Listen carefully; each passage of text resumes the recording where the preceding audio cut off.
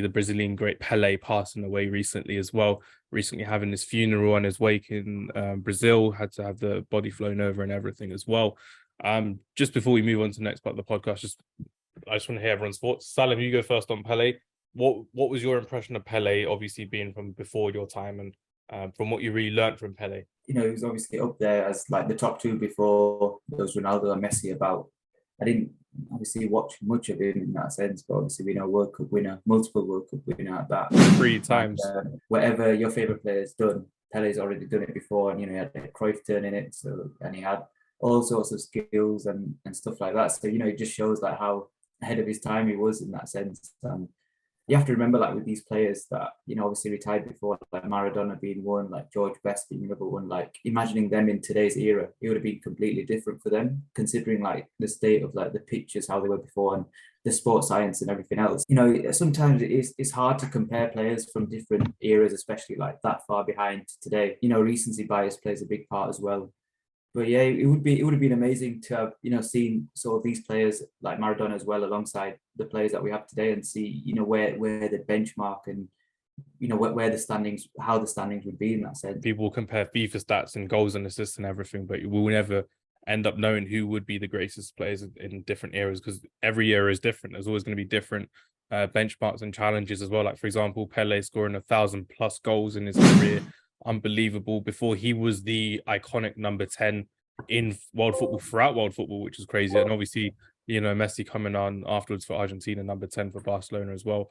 Unbelievable by what he's done as well. So there's always going to be people who are trying to eclipse what Pele has done. But like you said as well, Salim, the original kind of greatest of all time in a way. I think for me, it's a generation thing. I grew up watching Messi, and whenever I was first introduced to Messi in his Barcelona days, it was always like, oh, he's now the best since Pele and Maradona, and it's always been that Pele and Maradona, Messi and Ronaldo split and divide. And I think it's been great to see the reaction of everyone on social media, in the news. I don't think there's been a bad word said about him, and that's been really good. I know when Maradona passed, unfortunately, there was still stigma or unnecessary hate going towards him and his family and the people around him, and that sort of led to some divide online. Pele as a player, I never got to see, and we can talk about how statistics might be this rather than that, and they might have been swayed. He was playing against this type of player, but you can only play who you were up against. And it reminds me a little bit of, in basketball, there's the whole debate of Jordan versus LeBron. And it's like, well, or like even Bill Russell, who's got like the most rings in NBA history. And you can mention Magic Johnson as well, and Larry Bird as well. Crazy players. It's complete different eras. But the one thing you can't take away from them was they were the kings of that era. They were the Aurés of that era. You can't take that away from Pele. Everyone that played against him, and I relate back to Bobby Moore being someone that I looked at and played and watched him play. They were always talking about how Bobby Moore was the greatest defender and Pele was the greatest attacker, and it was always that constant battle going back and forth.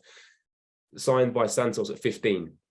In this day and age, signing somewhere at 15 is extremely rare. And when they do sign at 15, and these so-called wonder kids, they're usually gone by the time they're 19. So for Pele to do that at his time, continue to win World Cups at his young age, dominate anything professional football-wise in his era, he's a legend. And I hope his family are okay and able to help by the footballing world get through the process of grief. And Pele, a legend.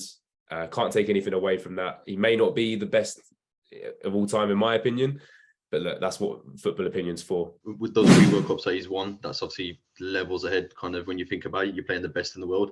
But I think it was the first or the second World Cup where he pretty much broke his leg, and he carried on playing, and he took him towards glory. So you can think about where Danny's touching about the pitches back then, the tackles that were coming flying in, and the guys carrying on playing with kind of all sorts of injuries, right?